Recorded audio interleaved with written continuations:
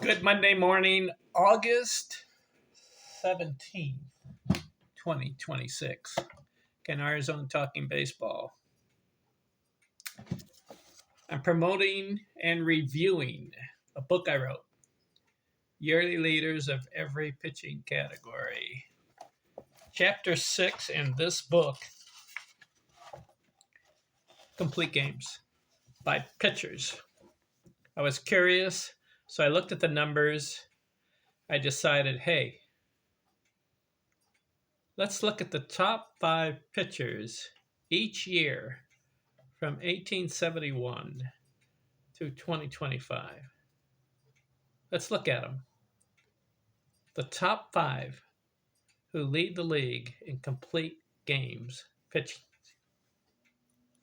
So in my book, I have all the numbers. So this is the first video on pitching complete games. In the 1870s, that decade is incredible. Now, we don't know what kind of baseball was being played back in the 1870s. But we have the numbers recorded on Baseball Reference as far as complete games by pitchers. Did the pitchers just kind of lob the ball over the plate? Did they go underhand? Did they throw it hard? Did they try to get the guy out? Or they just lobbed up there and the guy hits it and hoping your defense will get the out? There's some incredible numbers in this decade as far as complete games. So what I gather from looking at the numbers is that these pitchers did not come out of the game. They went 9 innings or bust. Maybe 10 innings if it went extra innings. I'll prove it by the numbers. 1871 season. They only played about 60 games. 60, maybe 65 games at the most. Ryan Walters led the league with complete games, 31 of them.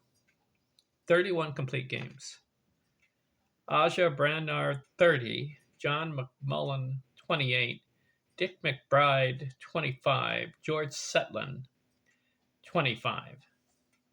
So those are good numbers, complete games. What does that indicate? Not only did they pitch 9 innings, but I believe they pitched every day or every other day for their team, some of these guys. Because there's only a 60-game season sometimes. 1872 season, Candy Cummins goes for 53 complete games.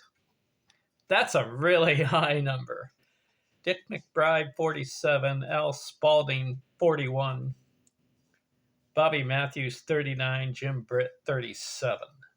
1873 season, Jim Britt, 54 complete games. 50 or more. George Setlin, 49. Bobby Matthews, 47. Al Spalding, 46. Candy Cummins, 42. All right, the 1874 season. Listen to these numbers. I couldn't believe it when I looked it up.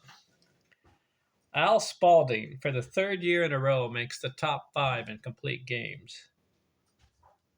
His numbers? 65 complete games. He went 9 innings. I gotta look this up. Okay, Al Spalding, you've heard of this guy, right? Had a short career. He only pitched 7 years. But 1874 season, he's playing for the Boston Red Stockings. His team that year,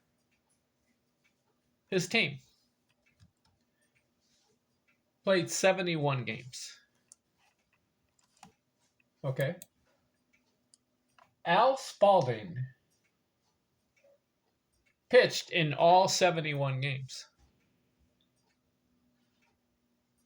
He started 69 of them. That means Twice he came in relief. And you know what Al Spalding did in 1874? He completed 65 of the 69 games he started. And he was in all 71 games as a pitcher. These are unheard of numbers. 65 complete games. What was his record? 52-16.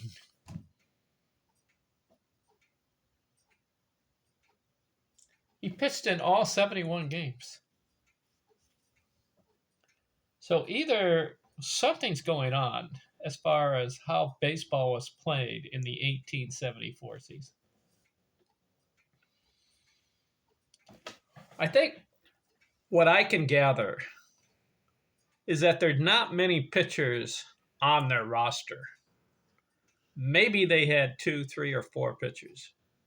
And so Al Spalding was the star, and he pitches in all 71 games. He starts 69 of them and completes 65 games and wins 52 of them. Bobby Matthews, 62 complete games. So you got 2 guys in the 60s. George Sutland, 57. Tommy Braun, 55. Dick McBride, 55 complete games. So these numbers for these pitchers in the 1870s are astronomical, aren't they? 40, 50, 60 complete games. 1875, Bobby Matthews, he sets a record. He goes for 69 complete games. Bobby Matthews, not in the Hall of Fame. Let's look him up. Bobby Matthews. Have you heard of this guy? Bobby Matthews. He had a longer career. He pitched for 15 years, won 297 games, and he's not in the Baseball Hall of Fame. I wonder why.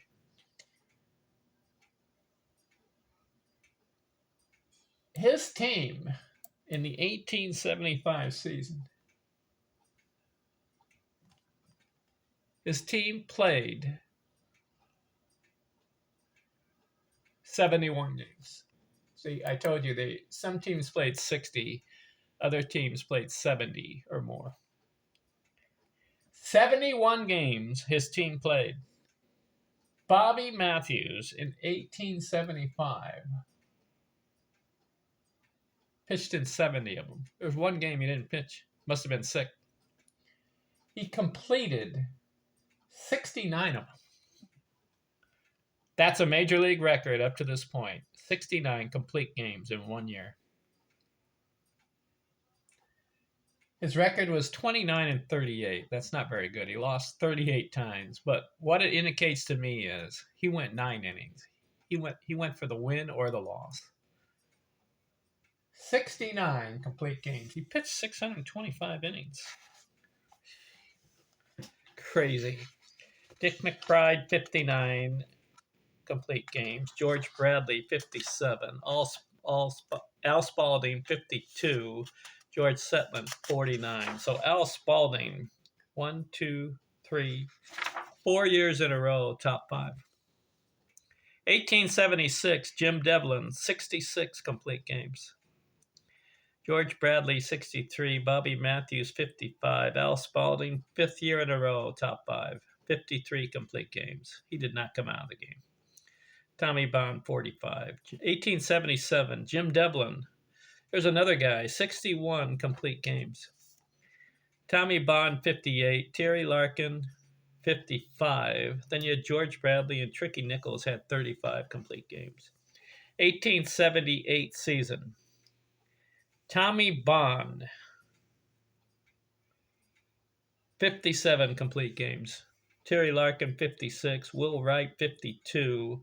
Sam Weaver, 39. And John Ward, John Montgomery Ward, 37 complete games. 1879 season, look out. What do I mean? Have you heard of Will Wright? He's not in the Baseball Hall of Fame. Will Wright won 229 games in his career, pitched from 1877 to 1886. Will White sets a major league record for complete games by a pitcher in a season in the 1879 season. You ready? 75 complete games. Now, the record up to this point was Bobby Matthews with 69. So Will Wright says, hey, I'm going over 70. 75 complete games in the 1879 season. So his team, Will Wright, played 81 games. So they're up in the games a little bit. Remember, it was 60, 70, and now it's in the 80s. Their teams are playing games in the 1879 season. Will Wright, 81 games his team plays. He gets into 76 of them. So 5 games he did not pitch. But he started 75 games and completed all 75 games. His record was 43 wins and 31 losses. He's picked 680 innings. These are crazy numbers. So he sets a major league record with 75 complete games. 9 innings or more. Maybe some of those games probably went to extra innings. 680 innings.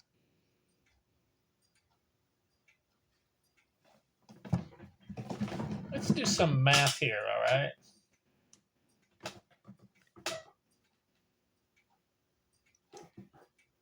He got into 76 games and pitched 680 innings. 680 divided by 76. Will Wright averaged 9 innings every start.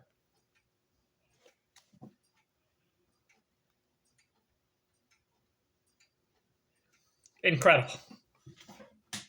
9 innings pitched every game he pitched in. Pud Calvin, 65 complete games. Tommy Bond, 59. Jim McCormick, 59. John Ward, 58. So what's going on in the 1870s? Are guys lobbing the ball up to the plate? Are they throwing it hard? I don't think they're throwing very hard. But the mindset of these pitchers in the 1870s is 9 innings or bust.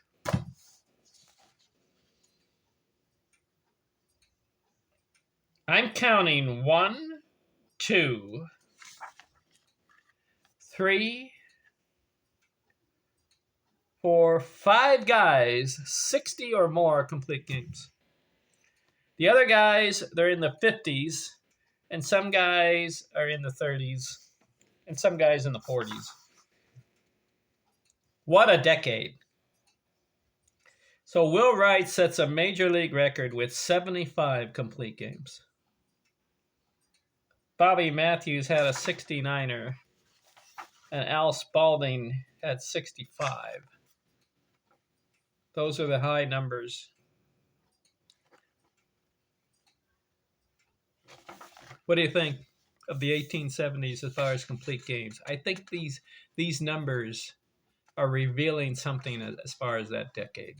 They're revealing the fact that pitchers are going 9 innings, and they also are pitching either every day or every other day, maybe in some cases every third day. But if a team plays 80 games and you're pitching in 75 of them, that's pitching every day, right? It's got to be. Did they have days off during that time?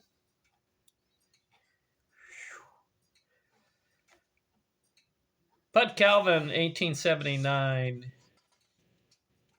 He has the most complete games up to this point as far as a career. He had 646 career complete games. So that guy is a gamer. Will Wright had 394 complete games. Al Spalding, he had 279 career complete games. But he only pitched 7 years. So you got to give the decade of the 1870s, give it to Al Spalding. He had 5 top 5 finishes. Bobby Matthews, how did he do? Let's see, Bobby Matthews.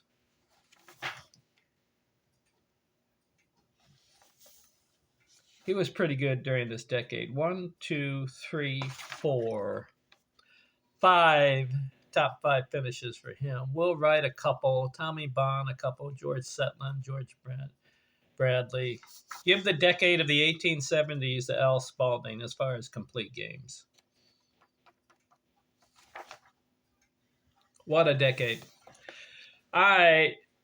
That is starting my new series of videos on complete games. I'm going to go each decade and look at the numbers and look at the guys and see what they did.